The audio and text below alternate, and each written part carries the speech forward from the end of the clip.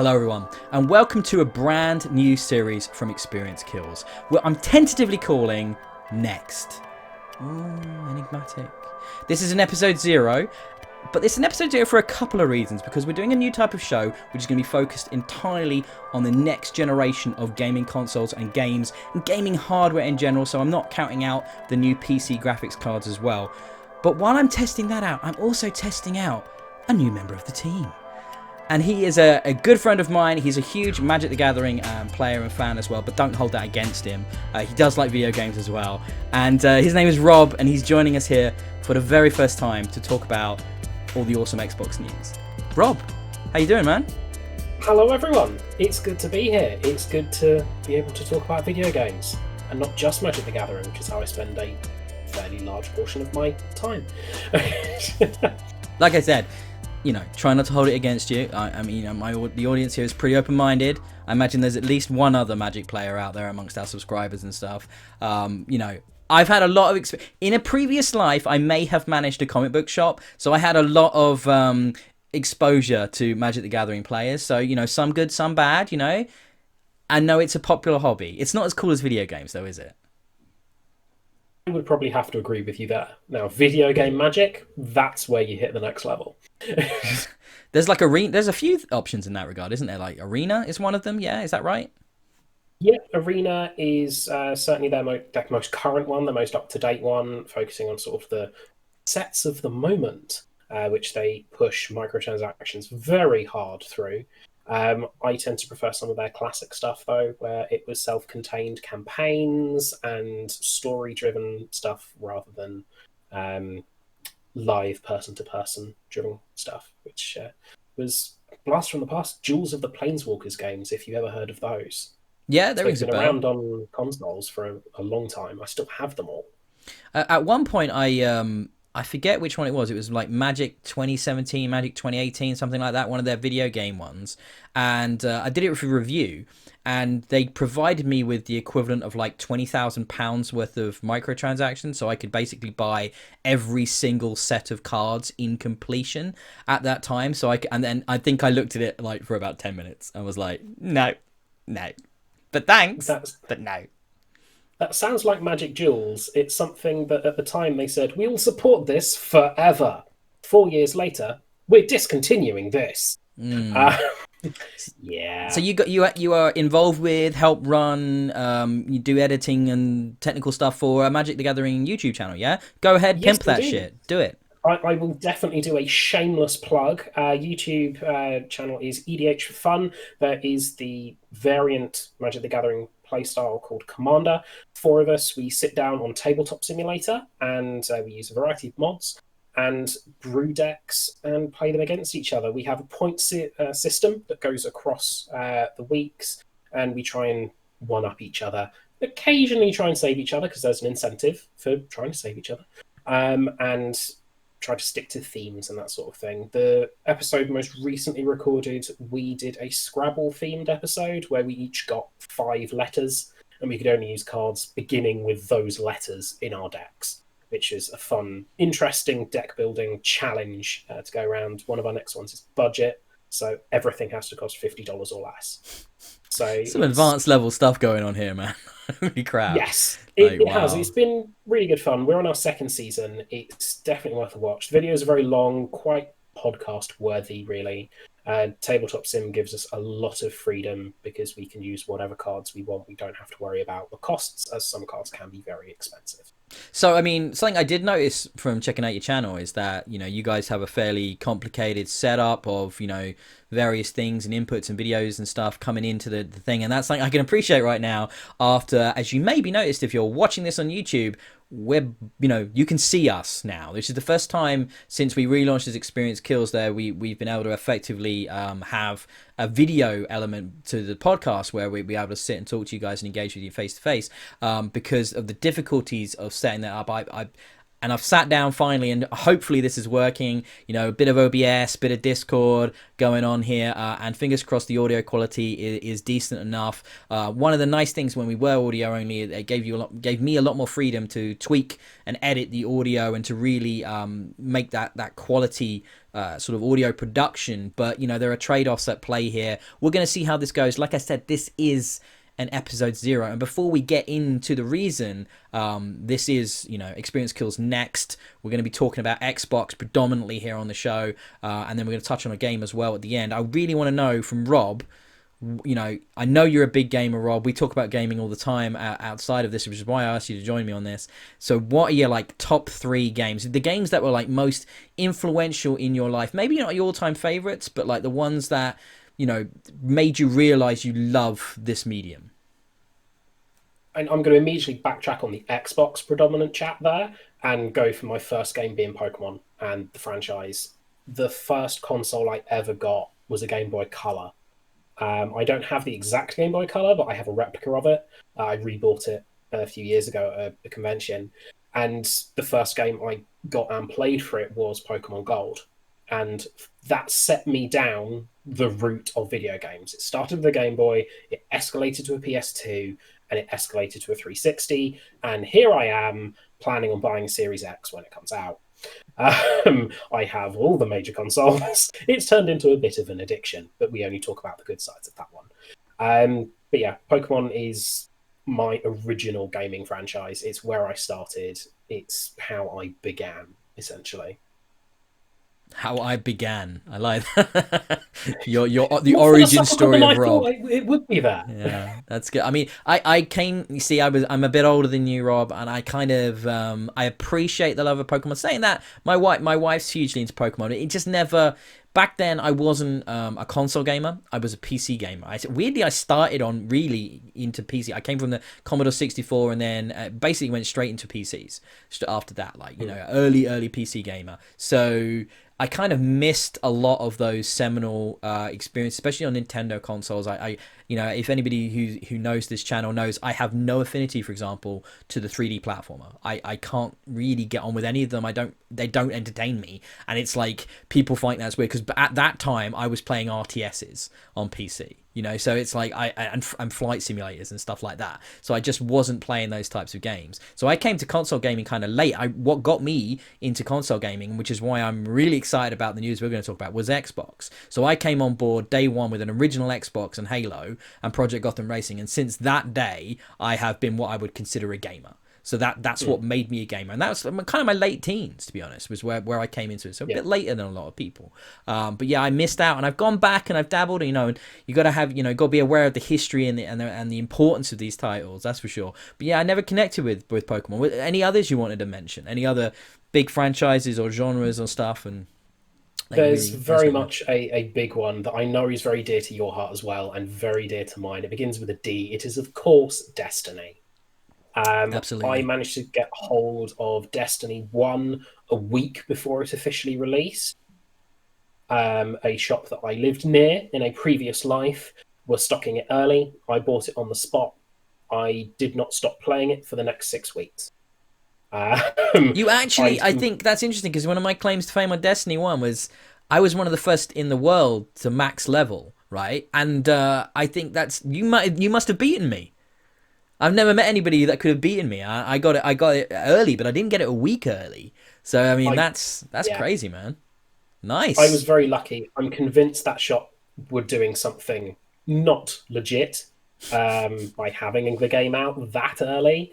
I think I was on my way home from college, I think, and I had to go through the city in which the shop was located. I went in there on a whim. I saw it. I bought it. I went home. I installed it. And just didn't stop. I still don't. I take time away from the game periodically. It's an MMO shooter. You know, I do take protracted periods of time away from it, but it always calls me back. I know. Without fail, I go back. Yeah, there may be a Destiny podcast in the future of Experience Kills. So we'll maybe leave the deep dive into Destiny and our love for it until perhaps then. We'll see. A little tease there for the future. And I did task you with 3. Is there a third that you can bring up? Indeed, you did task me with three. I would probably bring in Borderlands at this point, Oh, you see, specifically you're losing me Borderlands now. You're 2. losing me now. Ah, Borderlands, really? Okay. yes. Borderlands 1 was rusty. It was the start of something good. Borderlands 2 is the pinnacle of FPS RPGs for me. It had a diverse leveling system. It had more loot than you can shake a stick at.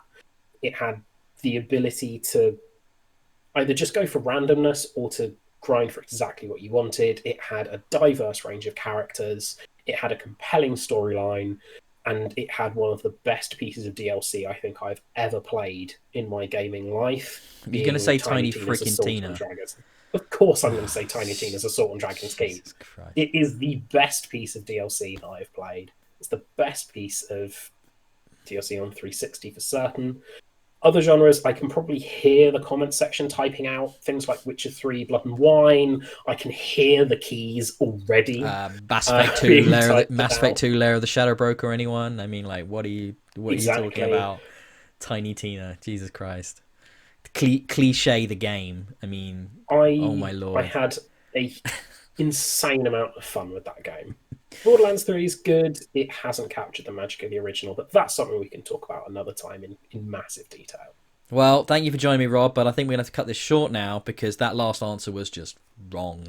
Now, I like Borderlands, Wow. and to be honest, friend of the site, Mark, good friend of mine, and he actually used to help us produce a wrestling podcast we did for a brief while on here, I kid you not.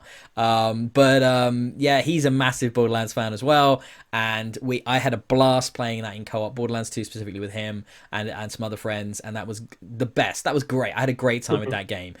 It just didn't leave like a lasting impression with me. But I did have a lot of fun. And like you said with 3, I really wanted that again. And I know Mark, he was really into it, but it just didn't grab that back for me. It really didn't pull me back in.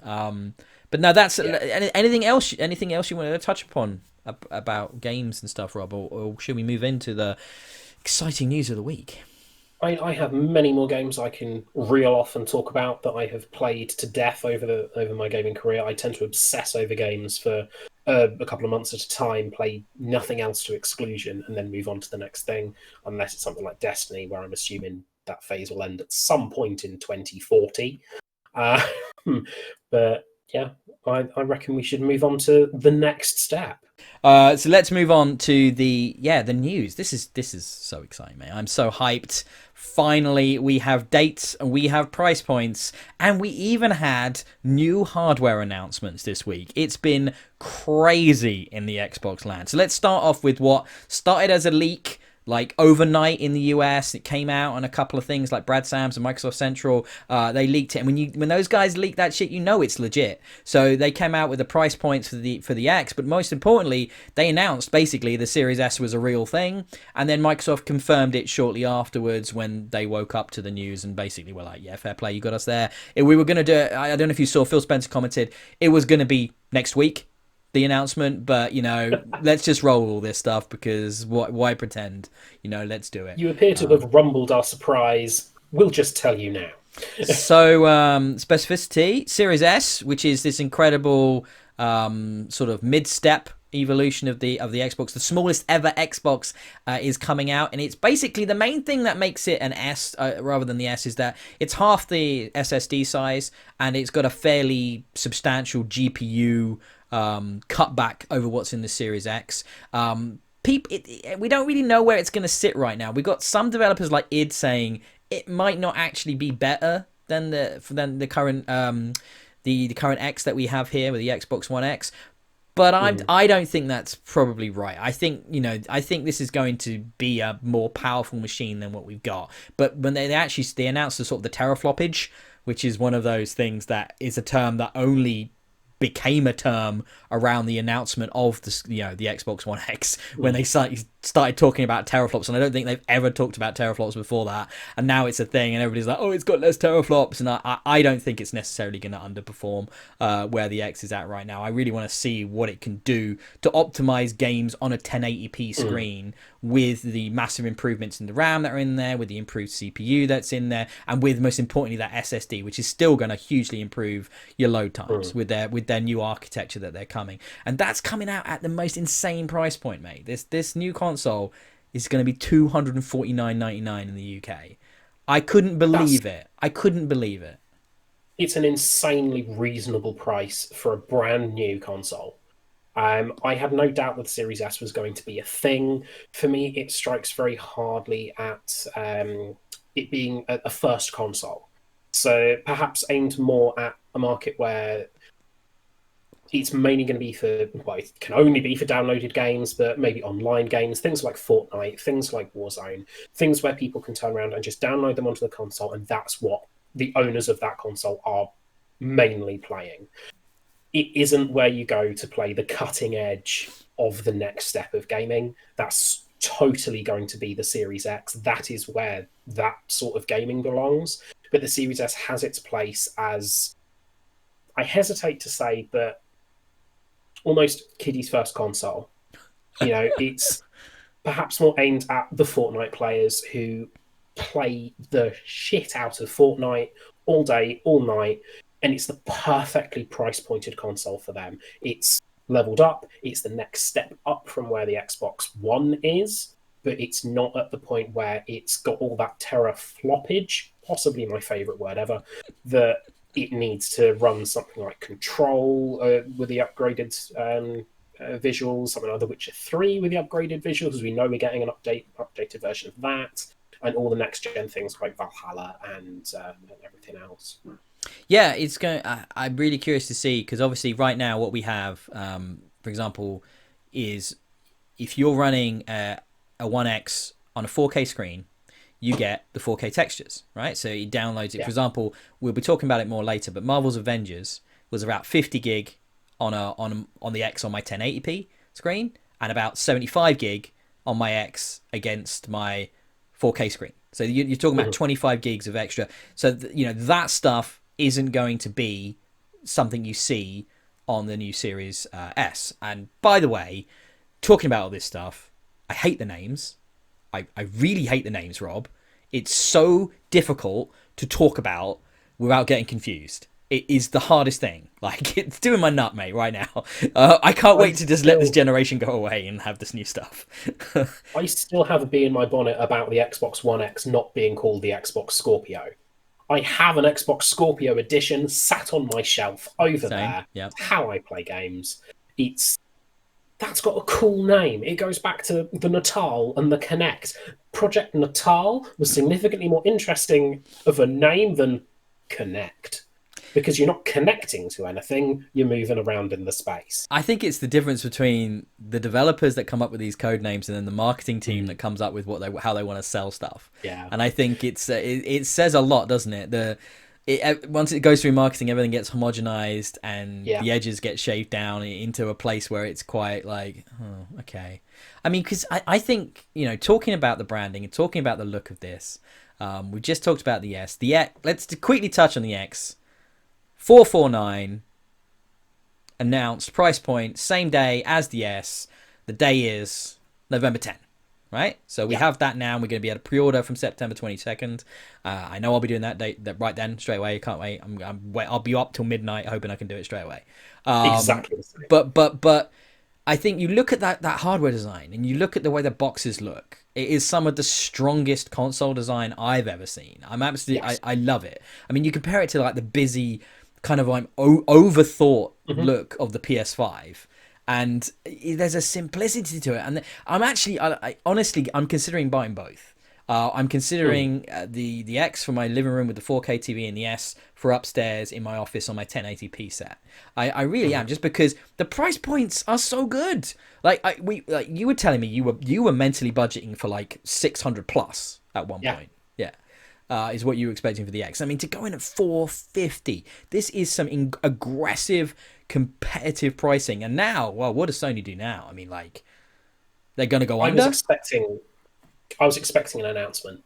I hope they either match or they go under, because it's the only way I think they're going to pull it back. Because I think there will be people, just as there were between the PS3 and PS4, Xbox 360 and Xbox One, that will be sat there going, well, all right, Sony might have like the first party solo games and stuff, but I never really played those.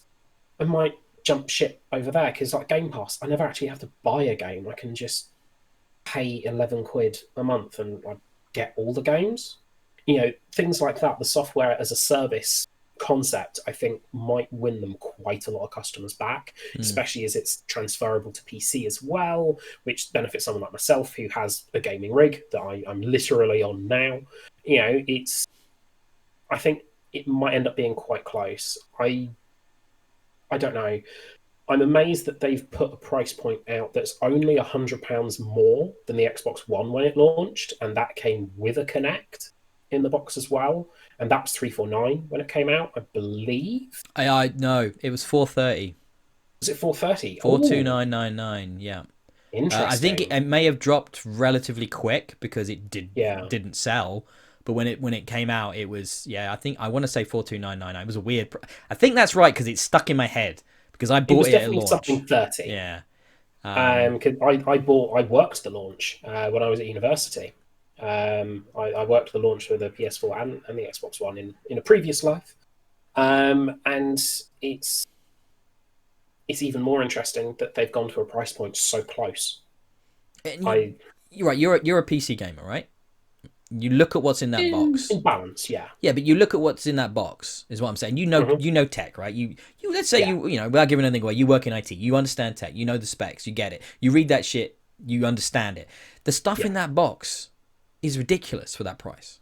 It's ridiculous. Yes. Like in the last 2 generations, the console manufacturers have worked very hard to stop selling hardware at a loss. They've got to the point where hardware was selling at a profit, even from launch, which is one of the reasons we saw that weird price on the Xbox One. Why the PS4 came out and it was a lot of money. They were making money out of this. Now they can't be making money out of it now. There's no way they're making money out of that. Surely not. Like, how could they do that? I think it very much depends on how much it's costing to manufacture one of these units and what sort of profit margin they want. It's very common knowledge that the Xbox side lost the console war between the Xbox One and the PS4. The sales margins between the two, it was an absolute bloodbath because the ownerships of the two different consoles, excluding people like me who have both of them, it's hugely in the favor of Sony. So this time, I think they've played it very, very well. They have focused on games and products, things like Game Pass, that they can use as a boasting point that Sony just can't compete with. And I think that's how they're going to bring people back. They are shipping a superior technological console, but I'm wondering whether they're not making much profit on these, whether they're turning around and only making 30, 40 quid of profit. I don't think they're making any profit on the hardware. Honestly, I really don't. But that's why it's so surprising to me because the messaging from Xbox has changed so drastically since Phil Spencer took over. Xbox is no longer hardware. Xbox is like a lifestyle brand. And it's a brand around being a gamer anywhere. Being a gamer and just being able to play your games anywhere, anytime, and that's why, you've got this incredible value proposition because we're talking about Game Pass, but more importantly, Game Pass Ultimate, because that gives you the PC side of it, that gives you the new xCloud side of it, which is launching in a few days' time, officially, finally on Android devices, and how they've not really even talked about how that's playing into the new console strategy, because I'm surprised that's not come up as a thing about how, imagine, you buy a brand new game on your console and you can play it immediately because you can stream it. So you don't even have to download it before you can play it. Now, I suspect that's coming. Like, they've not mentioned that. I'm pulling that out of my ass. But I'd be kind of amazed if they don't leverage that technology to do something like that with the hardware. Maybe it's going to take a little bit of time. Maybe that xCloud has been very gradually developed through betas for quite a while now. I've been involved as an insider with it for about over a year now, testing it on various devices and stuff, and giving feedback and things like that. And it's been rocky. I don't think it works, for example, as well as Stadia does for streaming right now. But I think, as a concept, though, it's incredible. And if they can make that work, and if they can get it onto, I want it on my PC, I want it on my TV natively, I want it on the console, I want it on every device, I want it on iOS, for example. And I know that's a big ask, but, it would be nice, wouldn't it? But I think they've moved away from this hardware, which is why the price is so surprising. Because you'd think if you weren't focusing on hardware, then put it out for $650. Who cares if we don't sell many of them? We don't care about that anymore. But instead, they've gone super aggressive with this price point, which makes me think maybe that's all been a bit of an act. Maybe they are actually more into winning this generation, Yeah. this coming generation than they've ever let on. Because they'd lost, they had to obviously manage that message. I hate talking about it like that. By the way, you brought that up, console wars and winners and losers. Yeah. I think it's silly and I it's disagree with redundant, but 100%. but that's where I agree with Xbox's messages. We're all gamers, right? For the most part. What would you say? 95% of games are multi-platform. So and more now it's 3 platforms. 4 platforms if you include Switch. But it's most games are on PC, on Xbox, and on PlayStation, right? So there's a few exclusives here and there, and the worst practice of that is, of course, the exclusive DLCs and the exclusive characters on multi-platform games. I hate that. Don't even get me started on Spider-Man in Marvel's Avengers. My God. I'll say we'll get onto that later on. We will. But it's like, I think where we're at right now, it's really exciting. I am very excited to see what PlayStation do with this and where they come back with the price, what date they're going for. The rumor is late November, or at least a couple of weeks after Xbox. They can't charge more, can they? They can't charge more than $450. They can't. I remember seeing November 20th float around slightly earlier on this evening, because I believe a PlayStation 5 publicity went up on Amazon and was then taken down within a couple of minutes. But this is the age of the internet. If it's on there, it's screenshotted and posted to Twitter. So it's something that I think is definitely coming. I'm astounded they didn't try and steal Microsoft's thunder this week. The console wars were never something I agreed with. I'll go where the games are. I have a loyalty to Xbox because that's where I game. It's where my friends have gamed and still do. So that's where I stick. But if you've got good games, Well, the conspiracy theorist in me would say the reason they didn't steal Microsoft's thunder is because they were blown away and just as shocked as we were at the price, and they can't match it. Or they're now having lots of meetings about how do we match it. Because lots of meetings with lots of calculators going, how can we make the math? And, weighing that up against, do we need to? Because we've already got all this mind share. Can we not come out more expensive and just be like, well, this is the one you want, so buy it. Exactly. I'll never forget, what was it, the PS3, when they would remember that conference? I couldn't tell you who it was now, but they came out and went, the price was something ridiculous. It was like $500 or $600 at launch, the PS3. It was stupidly expensive. And people were like, how do you justify that? Well, get a second job, mate. Was basically what they came out and said, and it's just like there was a cockiness to it, which lost them that generation. It's so interesting because obviously Microsoft basically lost, the generation at the launch of Xbox One, and they lost the generation previous to that at the launch of their PS3. So it can all be won or lost in many ways, that mind share. Yeah. Right at the outset, there are people still today that probably think you have to if you buy an Xbox One, you have to get Kinect with it. And it was like that because of that initial messaging. And obviously Phil Harrison's done an incredible job of moving them around and getting them repositioned for this new generation. Talking about value though, what have they just done to even make it better value? I mean, they've gone and put EA Play in Game Pass. Yeah. If you have Ultimate. It turns it from a deal I was already subscribed to. I was already going through it to another level. I mean, I'm in the unfortunate position that I have the fair few games from EA that I wanted to play on EA Play. So, for example, Star Wars Fallen Order, I have that. I have a disc copy of that. So whilst that is a huge bonus and a huge attractor for me, it's kind of bittersweet because I have the disc sat in a case on top of my Xbox right now.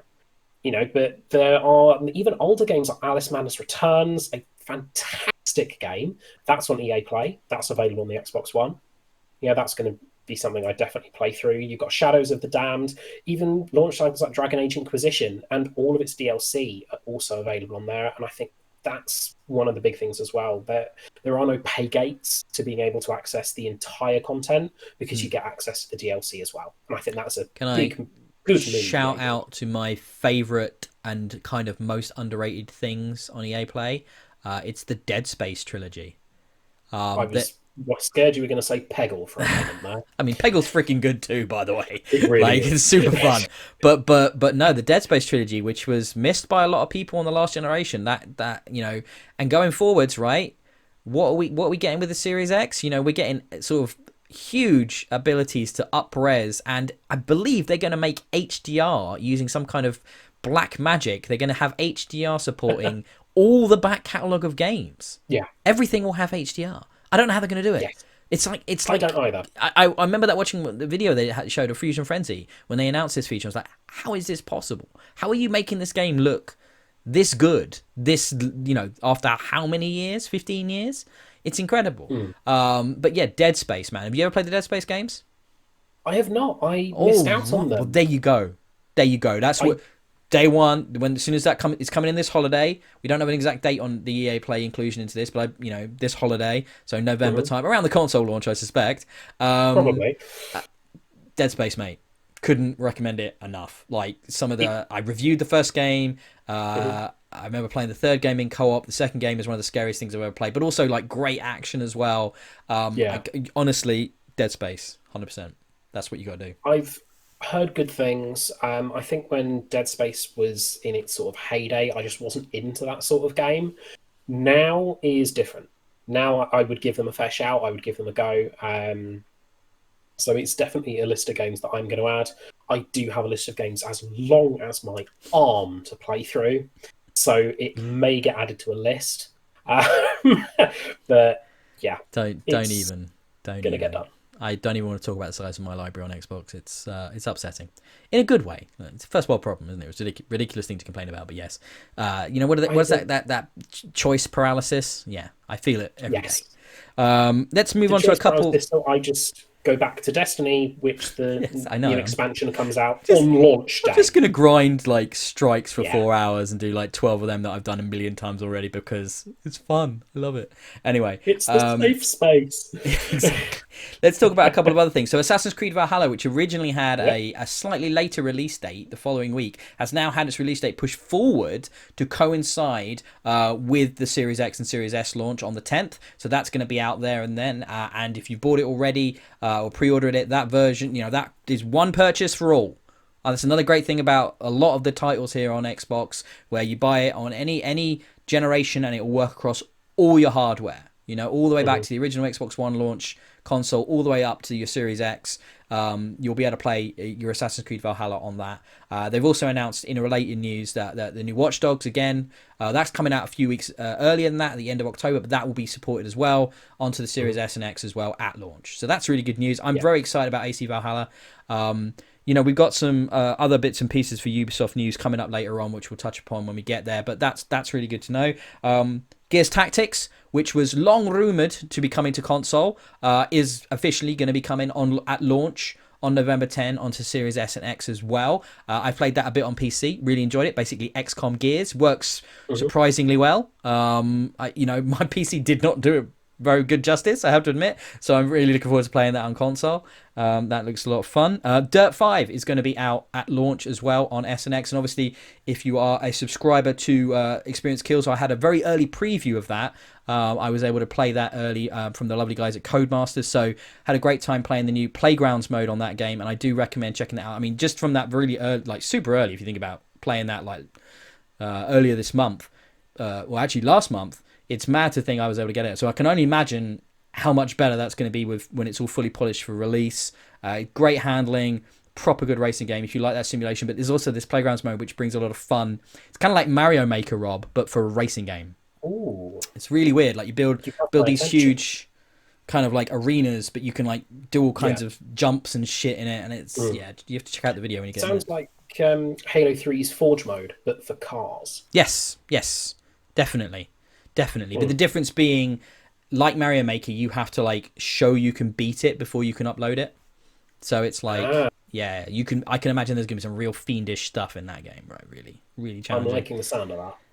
And then Sega have sort of come out and just reconfirmed that the new Yakuza game will also be there at launch on the Xbox S and X. And Rob, you told me you haven't played any Yakuza games, and I'm not going to be too hard on you on that one. I'm not exactly up to date on them either. My first experience was with Yakuza 0 on Game Pass on Xbox from basically a few months ago, because they've always been PlayStation games, and they've always been kind of off-putting in their super Japanesiness. But 0 being the like proper first installment, I highly recommend you give it a go. It's really different, really unique, has a really good combat system, and also this vibrant, fascinating 80s Japan location. It's like Shenmue if Shenmue wasn't shit. So that would be my, like, if it was entertaining. So imagine a fun Shenmue. That's the Yakuza games.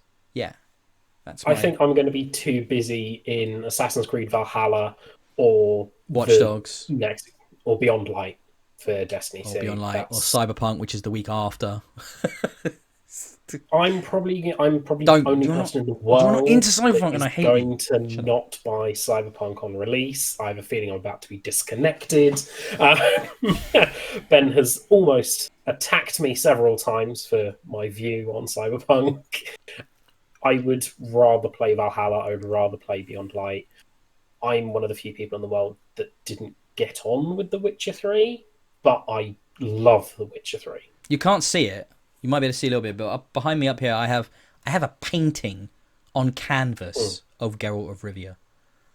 Just so you kind of like the game, just a little bit, tiny bit, just tiny bit. Only the greatest role-playing game ever made. But don't worry about it. It's fine. I have a 3D printed engram over there that a friend of mine printed that has a light up center. I mean, I also have a couple of ghosts directly behind me, so it's like, I'm with you on the Destiny stuff. I get you. I get you. But I have a feeling if we start comparing nerdy stuff, we're going to be here for the it's just show and tell. 3 hours later, we're still getting stuff out of boxes and stuff. Yeah, maybe we'll do that on another show. Okay, we'll do that on another show. Let's go on to Ubisoft also had another one of their Ubi Forward things. So after all this crazy, awesome Xbox announcements, by the way, have I missed anything? Is there anything you wanted to touch upon before we move it to Ubisoft? I don't know. I think it's good that they're shifting launch dates around. I suspect there have been lots of conversations for Valhalla around getting that brought forward to the release day for the Xbox Series X. I think that was very cannily done on their half because they have a huge franchise launching with them. So many people will be buying that with the Xbox. I think that was a brilliant choice, brilliant decision making there. Yeah.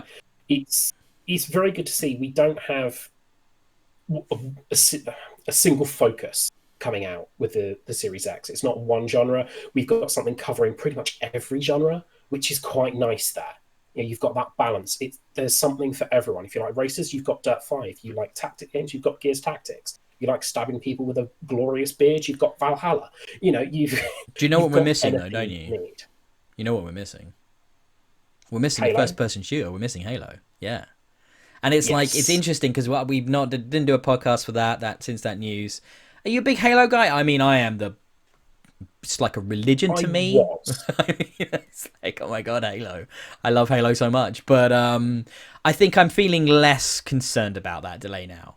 Now that they have padded out this release window a bit, like they're to be honest, I think we're so deep into it personally, me and you, about gaming. I'm really looking forward to playing some of my older games and seeing what this thing could do to make them look great. I would watch that little video they showed of the fast resume function, when they had like 5 or 6 games last week, and it was like Jedi Fallen Order, and one of them was black randomly from the original Xbox, which I loved in that video. I had to see that come up from Criterion. Most people don't even remember that game, but it was like how quick it was, like 2 or 3 seconds or something ridiculous between the games, and it just will pause it in that exact moment, and then switch to another one. I'm thinking use cases. You're playing a single player game, and then your mates come online. They're, hey man, you want to jump in and play some D2? And you can just be like, yeah, sure, no worries. And you just skip out, and you've not got to worry about saving it or getting to a save point, and it'll just be there for you when you come back. Now, of course, there was promise of something similar on this generation that we've just had, and that didn't really work quite as advertised, did it? It was quite hit and miss. I'd never trusted it. I got to the point where I just never did it because I just didn't trust it. So I'd always save and quit out of every game because it was too unreliable. Fingers crossed with the improvements in the hardware, improvements to the architecture, the experience they now have with the OS. It's going to work this time. I really hope it's going to work this time. I mean, that solid state drive should make all the freaking difference. Yes.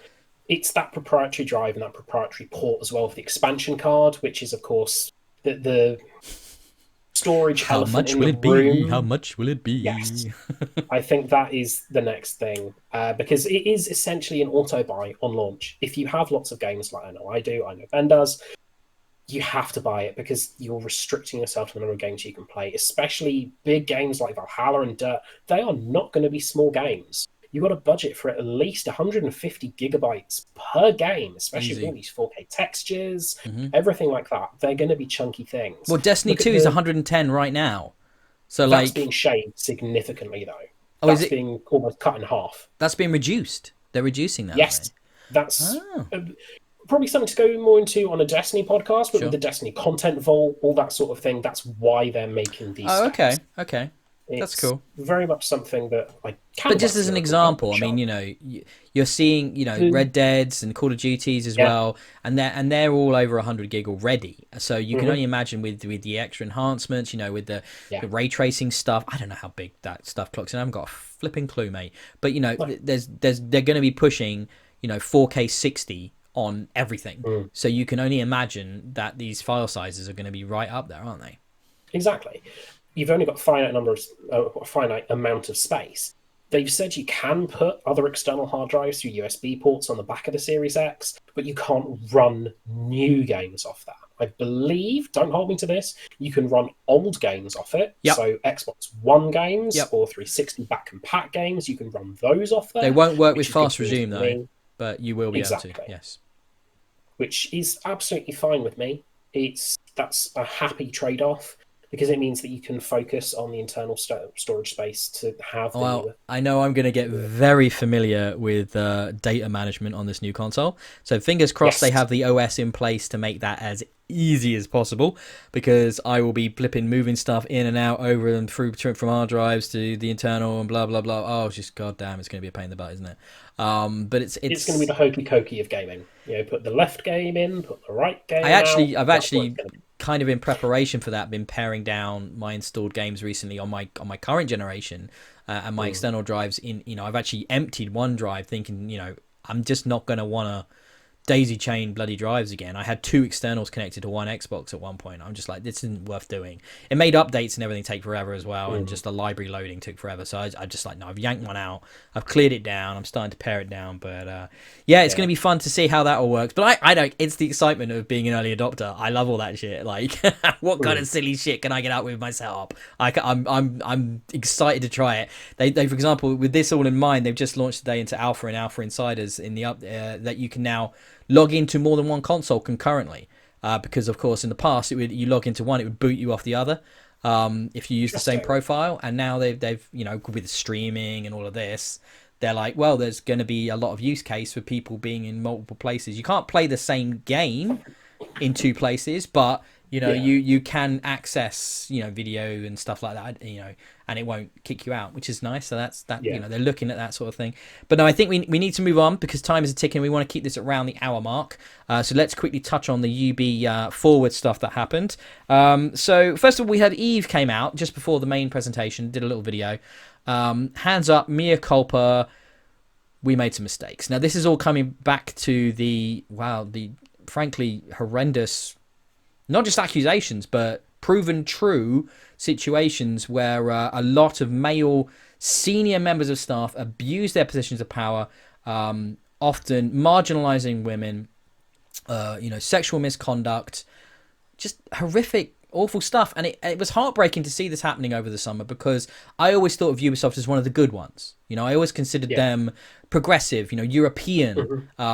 Eve has always had this sort of family feel about the company, and it has been a family-run affair since the beginning. It's always been the Guillemot family at the top. But obviously they've grown to this megalithic size, like one of the biggest developers and publishers on the planet, if not the biggest. They have studios in, like, I think nearly 20 different locations now. It's absolutely ginormous. And when that happens, people can take advantage of that because it's decentralized.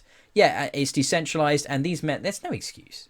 There's no excuses. And we've talked about this in past on Experience Kills, how appalling this is. And we've brought up a lot of the employment issues and the sexual misconduct issues that have come up in gaming. And it's disgusting, and it needs to be better. And he's sort of fessed up to it. You know, they then did that silly thing with that mobile game they brought out, which had the BLM iconography in it as well, which he acknowledged in this video. It's like, you guys how are you releasing stuff like that right now? Like, what is going on? And he basically went, it's not good enough, won't happen again, can't happen again, we fucked up. And I thought it was a good statement in a way. He could have done more.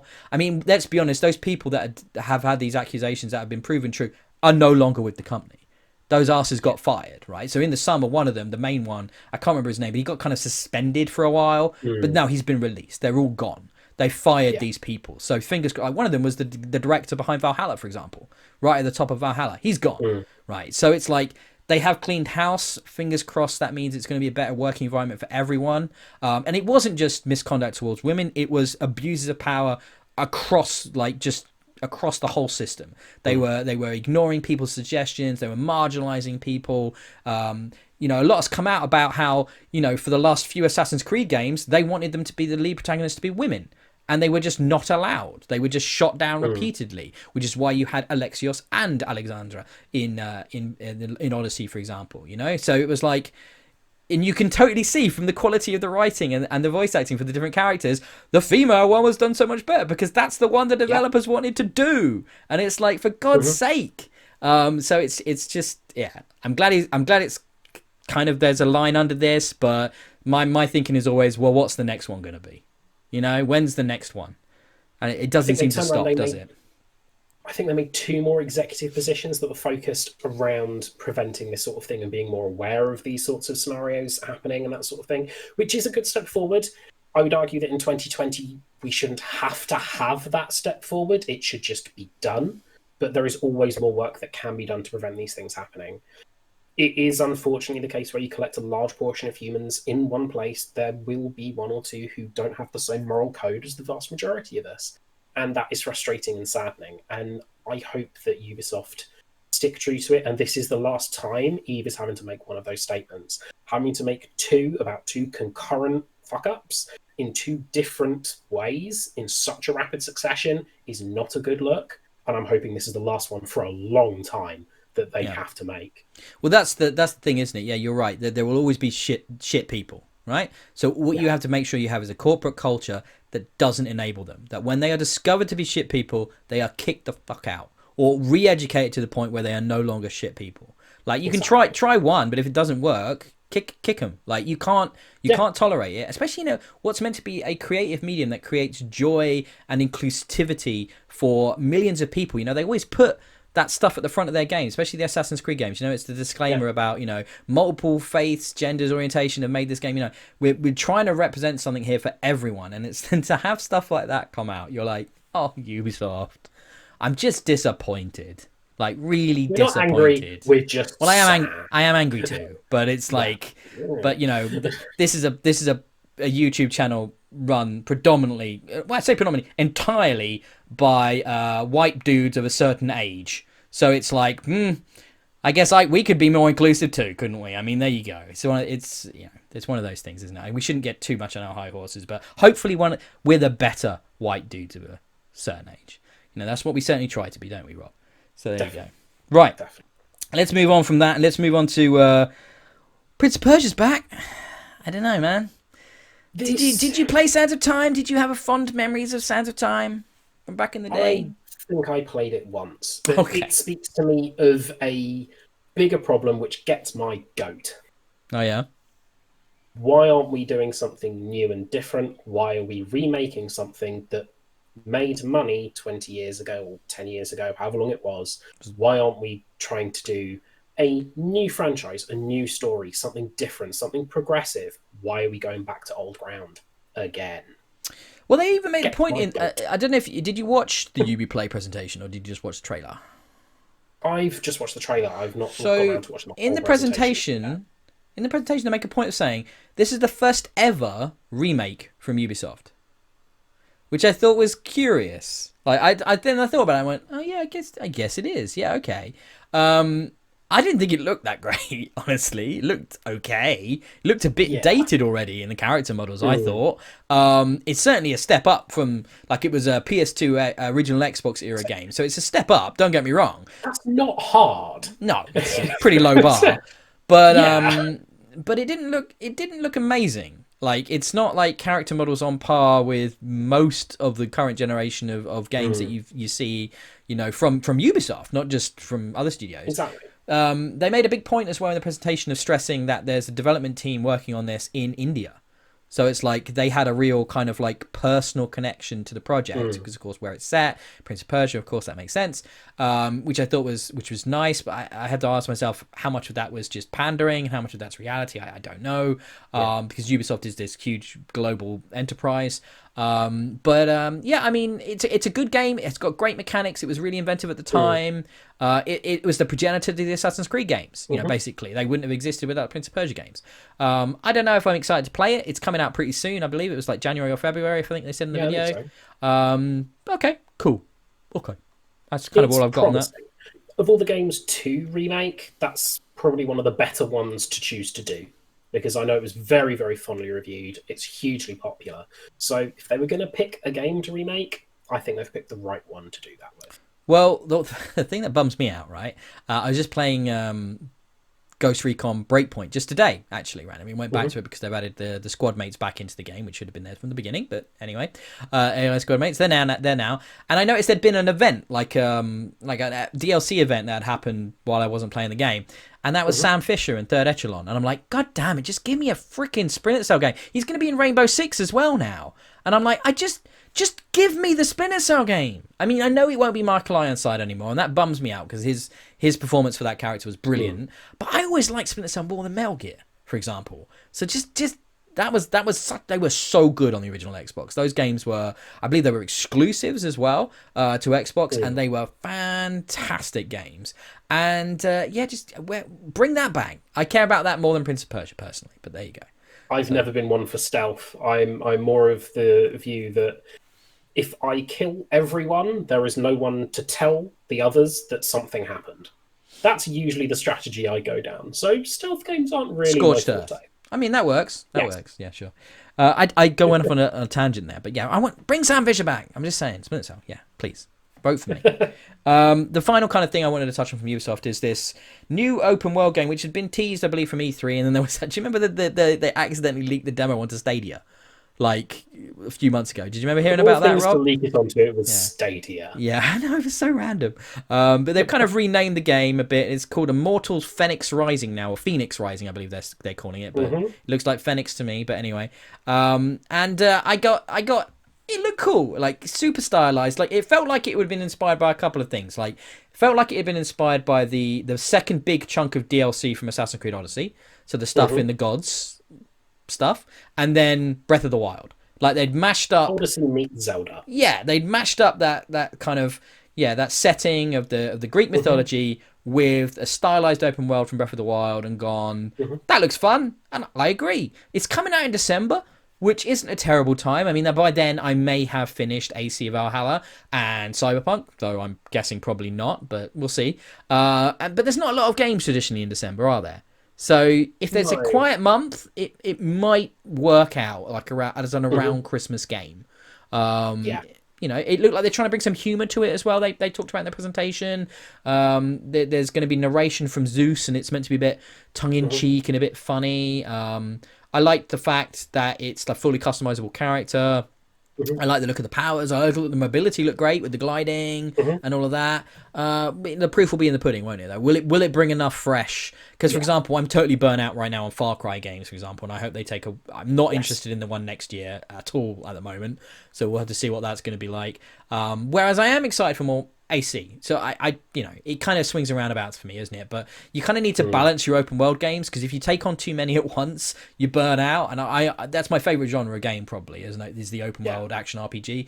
But there can be too much. You can try and do too many at once. So it seems like a weird time, because they've had Watch Dogs, AC Valhalla, and then that basically October, November, December. That is a lot of open world games. It's a world a month. That's all it takes to do a world, mate. You only need a month, don't you? And then you're done. It's easy. Yeah, sure. That teaches effective time management, Ben. That's all. Yeah.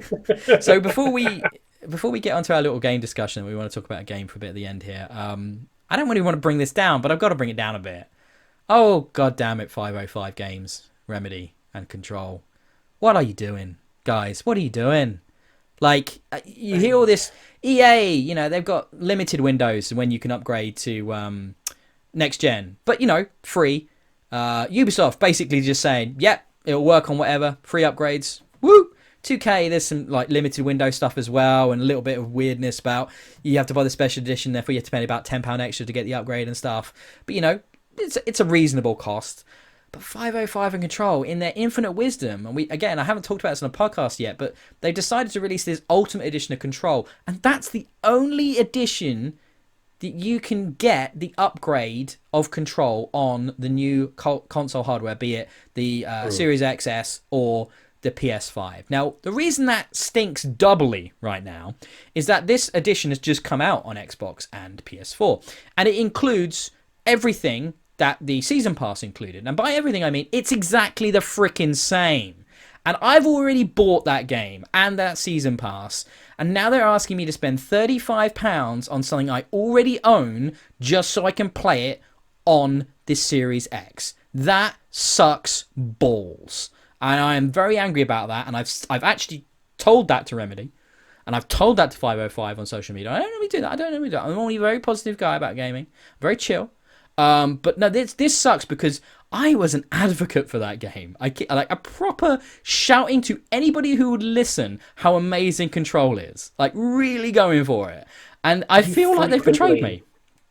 You frequently had debates with me about how good Control is. Yes. Like just from the trailers alone, I was interested in playing Control. I hadn't got round to it as of yet. It was definitely on my list of games to look out for and pick up when it was a bit cheaper, when I finished with the current season of whenever it came out of Destiny, all that sort of stuff.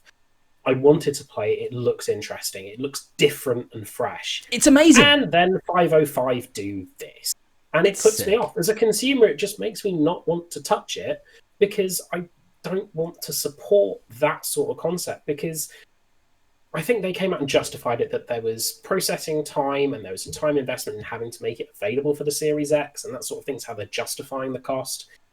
But sometimes you've got to swallow the overhead a little bit if your game sold as well as Control did. So it was kind of worse than that. They actually sort of said that they needed to do it as the Ultimate Edition because they needed to focus their development resources to making this Ultimate Edition, and that's where they would include the improvements and stuff like that. So this game has just come out, like I said, on current generation of hardware. It's this Ultimate Edition. When you go in and look at it, it's literally just a bundle that contains the DLC, the base game, and a little placeholder thing that just says Series X upgrade on Xbox or PS5 upgrade on the PS4 version right now. And you can see that. It's literally just a purchase token, right? That will enable the upgrade on the next generation. Even worse than that, this didn't happen on Xbox, this happened on PlayStation. It's the same game to the point. It's the same skew to the point that when this game came out on PlayStation 4 just now, like yesterday this happened, it actually showed as purchased for the people that had already bought the game and DLC on that console. Just to hammer home to you even more that this is exactly the same game. No new achievements, no new trophies. It's just a bundle. This is the most money-grabby bullshit. Yeah, it's not a need from 505. It's a choice for it to be this way. Yeah. So that's just gross. It puts me off. Yeah. I'm going to wait for pre-owned and pick it up pre-owned because they won't get any royalties from it. Yeah, they won't get any money if you buy it pre-owned. 100%. Exactly. That is my intention at the moment. That's sad. That's sad because, like I said, I was literally an advocate. It was not just mine. It was Experience Kills' game of last year, our number one game of last year. Right? Me and Richard and Cameron, number one game. Right? And we talked about it so much on this channel. We loved that game, and I loved that game. I talked to not just on the channel, not just social media, but face to face with people. You know what I was like. And angry, mate, furious. A machine who never stopped talking about Control. Yeah. Just That's me. But anyway, let's go from a big disappointment to what has been, tentatively at this point, I might say, but a bit of a surprise. Now, both me and Rob are big Marvel guys, I believe. Like, we're big comic book Marvel guys. We love our Marvel. And, you know, this big game came out, Marvel's Avengers, and we were like, oh, ever since its initial unveiling, looked a bit ropey. The beta looked a bit ropey. Then we both stupidly still bought it anyway because we're Marvel guys, and that was always going to happen. And it was like, but I'm playing that single player game, and I'm like, holy shit, they've done this well. Like, not necessarily the gameplay. The gameplay does get a bit repetitive, but it's still fun, don't get me wrong.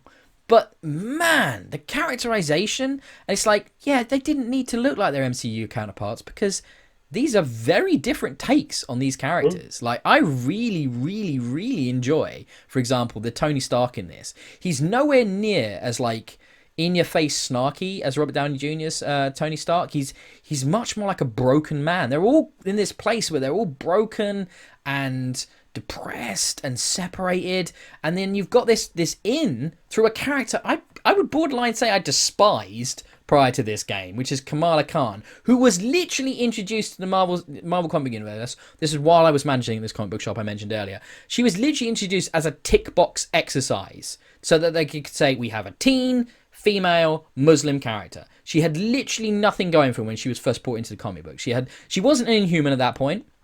She had basically no powers. She was just an insufferable fangirl in their attempt to widen their audience for comic books. That's all it was when Marvel produced it, right? But no, this character's really cool. I really like her. She's really well voice acted. She's really well written. She's three-dimensional. You feel for her plight, and it really brings you in and gives you that perspective into that world of meeting heroes that are larger than life, but are also very much human. And I am super impressed with how well Square Enix and Crystal Dynamics have brought across these Marvel characters in a narrative perspective. You know, that at its core. I haven't got to the end game yet, so I'm enjoying it. What do you think, Rob? I mean, how are you feeling? How far in are you? Yeah, to kind of give spoilers, but not quite. I've just found Black Widow. And I've just completed the level as Black Widow. The very first one, and I've unlocked the achievement for recruiting her and got back to the base. I will be slightly vague as best I can to keep it vaguely spoiler-free. It's enjoyable. I'm enjoying it. People on YouTube can see the graphic novel collection I have behind me. It's a shelf and a half of Marvel. I am a big Marvel guy, as Ben mentioned. And I was a little worried when I saw the trailers for this. It looked like the MCU through a dark mirror, you know, but once I started playing it, it became obvious these aren't the same characters. They're completely different. They share the same overarching name. It's Tony Stark because Iron Man is Iron Man, but it is not Robert Downey Jr.'s Tony Stark. It's a completely different character. The casting for the voice actors that they've done for these could not be more on point if they tried. They are phenomenally well done. The gameplay can be a little bit repetitive. I certainly favour certain characters over others, predominantly Iron Man at the moment. I'm looking forward to unlocking Thor later on. I'll very much be prioritising those two compared to the others. But I've really thoroughly enjoyed it. I've not got to the end game as of yet either. I understand from what I've read online there are some concerns about the loot system and some worries about how its depth and so on, but just purely as a single-player experience at the moment, I'm really, really enjoying it. Yeah, I think I'll be curious to see what the end game's like. I've heard there's a lot of technical problems with the multiplayer aspects. We'll have to test it out. We'll have to play, me and you, when we're both at the end game. I haven't got as far as you. I haven't got Black Widow yet, though I think I'm just around the corner from that, basically. I think that I've heard the campaign is between 10 and 15, something like that, hours, which sounds good. If the only thing that's worth shouting about is the campaign in this game, I think the price point of it was literally £60 digitally, which is one of the more expensive AAA games. It's a bit high. I think it's probably going to drop in sales to like 40-45, I suspect, pretty rapidly, because while it's out now, it's definitely going to be a kind of big next generation ongoing shared world experience game. That's going to Yeah. be a big thing for Square Enix and Crystal Dynamics, and they're going to continue to support it. We've got Kate Bishop coming, which is the female Hawkeye. Mhm. Obviously it was going to be, of course, Black Panther as their first DLC character. And obviously we had that terrible news of Chadwick Boseman passing in the last few weeks, which was really affected a lot of people, and Mhm. certainly affected myself. And it's like what he went through. Wow, what a guy. Incredible. What a legacy he has established, and I couldn't respect him more than that, and it's just incredible. But so I think the way they're supporting it, the way they're monetizing it, the way the characters are going to be free, but that you're paying for these like character passes, which are like $10. I'm not sure the UK equivalent, like probably like £8 for one of those. I've looked at the store. I have looked at the stuff that they're offering for DLC, and there's some okay costumes. The prices are really high. Like they're Yeah. really high for a lot of that stuff. The epic costumes are like £15 a go or something almost. It's kind of insane. I'm not going to go near the skins. It's something I'm happy with the skins you get as part of the game progression. Microtransactions like that, I'm fine with. They aren't obtrusive. You have to go looking for them. They're purely cosmetics, so I'm fine with that level of microtransaction. The fact that all the characters are free, I think, is a brilliant move, and it's what sold me on actually buying the game. I was originally under the impression that it was a case of you had to pay for each character, or there was a season pass for that. But the fact that you get all the characters for free, you had me. At that point, I was on board because I would get to play as different characters I want. I want to as time goes on. I'm curious to see the full list. Obviously, we know Kate Bishop's coming. We know that Black Panther is a character. I very much hope that a representation of Black Panther does come to the game. It would be brilliant to play as him. But obviously, if they do choose to change their mind considering what's happened, completely understandable. I think it depends where Marvel themselves want to go with that as well, because there's been lots of talks about what happens now with T'Challa moving forward with the MCU, that sort of thing.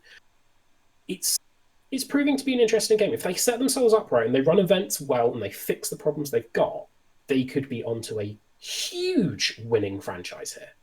Yeah, I think beyond just the characters, like I think they're doing with the characters is that when they come out, that's when they're furthering the story as well. They're gonna have a fair narrative chunk around that character release, and that's gonna bring in more story stuff, continue the kind of overarching story stuff going forward.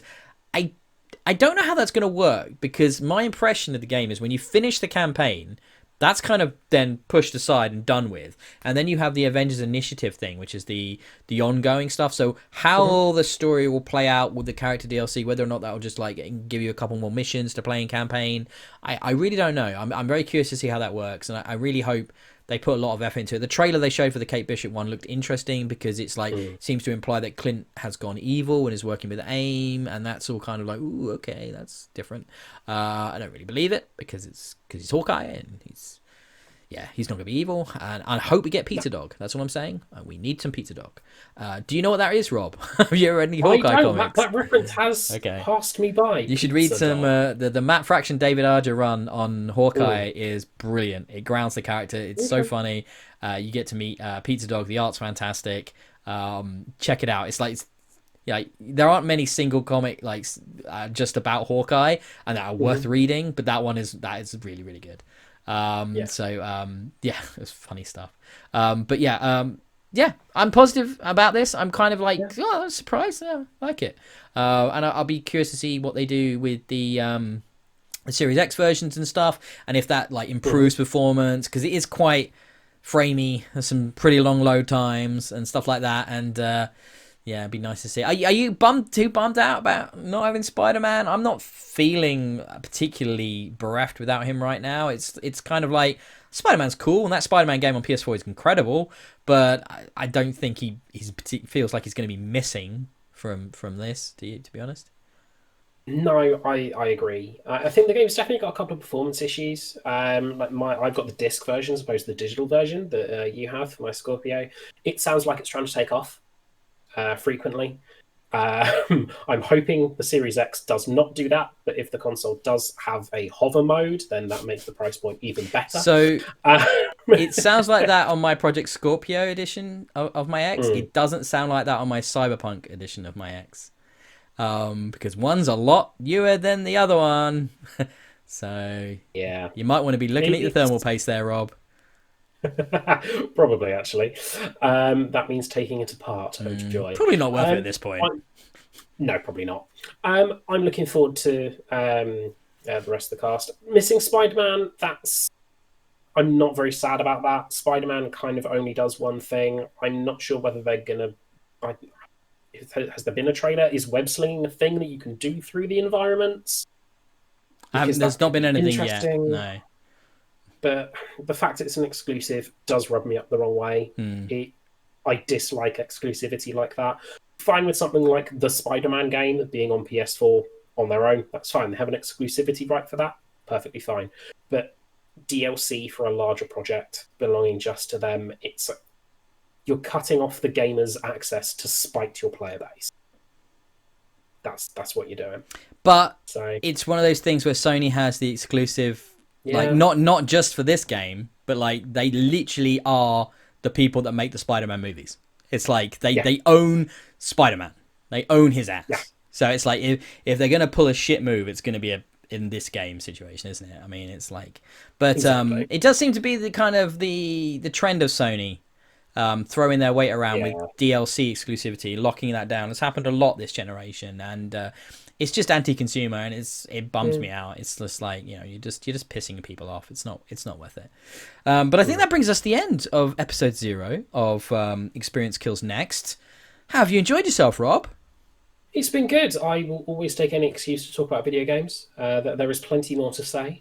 It's going to be interesting to see where the future takes us. So we're still waiting for that Sony price point to come out. The number there is going to be very interesting. Getting hold of the console itself, that is sort of the next golden ring on the horizon, really, which I'm very much looking to get to November the 10th. I have that day booked off of work already, and the day after, just in case it doesn't turn up till like 5 o'clock. Where are you thinking of pre-ordering? I'm probably going to go for Amazon. I was thinking about the Microsoft Store direct. Interesting. Yeah, I've heard good things about it if you get stuff from them. So part of me wanted to go into our local city. Ben and I are fortunate enough to live relatively near to each other.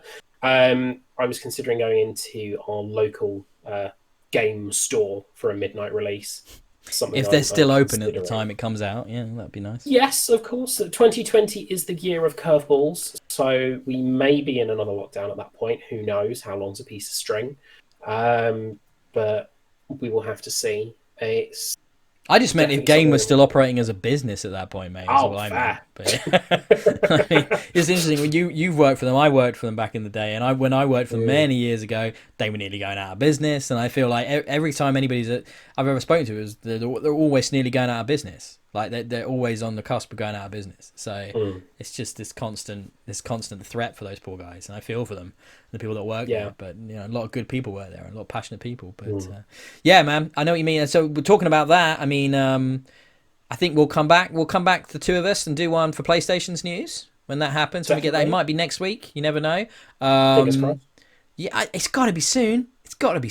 But beyond that, I don't have a strict plan in mind. My plan in mind actually is once the consoles are out, we'll go into a more regular release schedule for this podcast. But I wanted to get Rob on board here, do some testing with this episode, have a play around with the format and stuff, have a play around with getting ourselves back on camera.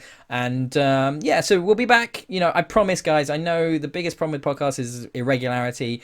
You can't build an audience. People get frustrated. It's the worst. And I feel you. And I promise once those consoles are out, we're going to want to talk about shit all the time. Like all the time. But yeah, it's been a tough year. We had intentions to do more podcasts this year. And it's just been crazy, you know, with lockdown and everybody's work situations. It's just been mad. But yeah, Rob, it's been lovely having you. I hope you've enjoyed yourself. I hope you come back for more.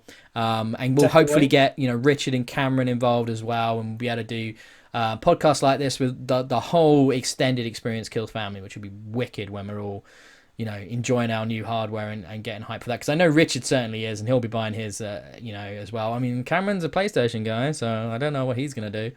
But we got to have one on the You're team. the only one with a PS5. You know, it's like I was saying about diversity earlier, man. You got to have one PlayStation weirdo on the team. You know, you have. No, I'm only kidding. We love everything. We love all gaming here. We love it all. So, yeah. Until next time, guys. That's been another episode of Experience Kills. You can find me on Twitter at DIYE. You can find Experience Kills at Experience Kills, as well as this amazing YouTube channel that you've been perusing this video on. This will also be available as an on-demand audio podcast, so that can be found on, you know, iTunes, Spotify, anywhere a good podcast can be found. Guess what? We've even got a website now, experiencekills.co.uk. There's not a lot on there, you know. There's not. I'm not going to lie to you, but maybe one day, maybe I'll get Rob to write a blog. You know, who knows? He might want to do that. I don't know. I wanted to do that, and then I just didn't. So it's great. Rob, I don't know. Do you have a Twitter? Do you want to shout out to it? You don't have to. Don't feel pressured if you don't. It's fine. There's not much social media that I have a huge presence on. It's not something I'm massive in. Just our EDH for Fun YouTube channel, if magic is your thing, to bring it back full circle. And I'm sure I will make Ben put a link in the description of the video as well. Yeah, it's been I'll come on your magic. I'll come on your magic show, Rob, and I'll play magic with you. No, that's not going to work. Is it? I think we'll say no to that one. Got to cross promote, mate. Cross promote. You got to try and get the new Magic players as well. So you could do with a noob who hasn't got a clue what he's doing. Surely, I don't.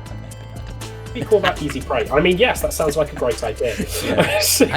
I know what land is. I know how to tap a card. I do know how to play Magic. I'm just saying. I just choose not to because I don't live in my mum's basement. Just saying.